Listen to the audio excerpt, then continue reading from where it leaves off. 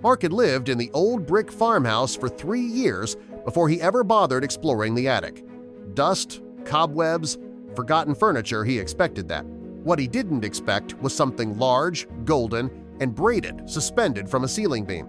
But before we start our story, smash the like button. Make sure to subscribe and hit the notifications bell so you won't miss any new stories. At first glance, it looked like an oversized wig or a bizarre art project. Thick, silky strands of blonde material were knotted and coiled into a perfect sphere, almost like a giant ball of braided yarn or hair. Mark chuckled nervously and took a few photos, texting his sister. "You're not gonna believe what I just found," he typed. The message sent, but before he could inspect further, the object twitched just slightly. He froze. Did the ceiling creak? No had definitely seen it.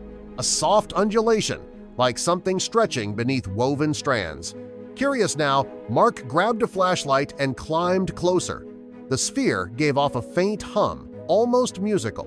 It wasn't threatening, just alive. The movement was rhythmic, almost like breathing. Mark felt neither fear nor alarm, just fascination. He whispered, "What are you?" though he didn't expect an answer. The thing pulsed gently in response. He reached out, touching one of the braids. It was warm, not like plastic or rope, but like living skin or fur. As soon as his hand made contact, the hum grew louder and more melodic, almost welcoming. Suddenly, from the center of the braid ball, a small hatch spiraled open. Inside, shimmering lights danced like fireflies in a jar. The attic filled with a soothing scent, like lavender mixed with fresh rainfall. Mark leaned in, heart racing. From within, the sphere emerged several tiny, glowing orbs hovering silently. They spun around him, playful and gentle, casting soft light that made the attic look like a planetarium. One orb floated to his hand and settled there. Mark could feel its vibration, a kind of joyful energy, like purring. The other orbs zipped playfully through the beams, investigating old boxes and forgotten shelves.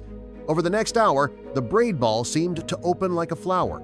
The braids unwound in symmetrical loops, revealing layers of glowing threads and colorful orbs. Each layer revealed new sounds, tones, and even faint whispers. Mark realized this wasn't a creature nor a machine, but something between the two, a biological construct maybe, a living puzzle. It seemed ancient and futuristic all at once, like a gift from another civilization. He sat cross-legged in front of it, talking softly, asking questions, sharing memories. The orb in his palm pulsed differently to each story, as if listening, learning, feeling. Mark hadn't felt this scene in years.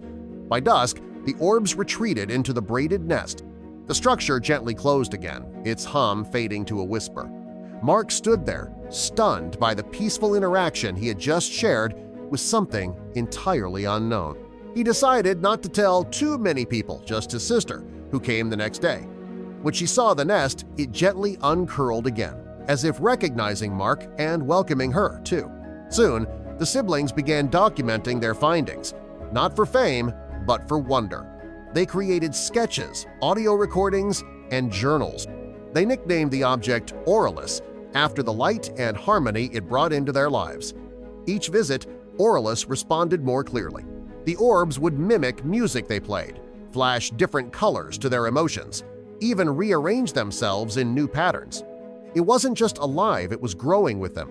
They never felt exploited or watchedly chosen. Oralus never moved from its attic cradle, but it transformed the space. Mark started calling it the brightest room in the house, filled with peace and purpose. Word slowly spread among trusted friends and a few local researchers. No one tried to remove or study Oralus forcefully. Everyone who entered felt a sense of calm, awe, and quiet connection. Mark often wondered how long it had been up there, waiting. Decades? Centuries? Maybe it wasn't time that mattered, but readiness. Perhaps it had always been meant to meet someone who approached with curiosity and care. Years passed. Mark never moved. Oralus remained in the attic, humming softly, glowing warmly, teaching silently. And Mark, once just a man with a creaky old house, became the keeper of something beautifully unexplainable. And every time he climbed the attic stairs, he carried with him not just tools or notes, but wonder. A reminder that magic doesn't always knock. Sometimes it waits quietly above your ceiling, ready to unfold.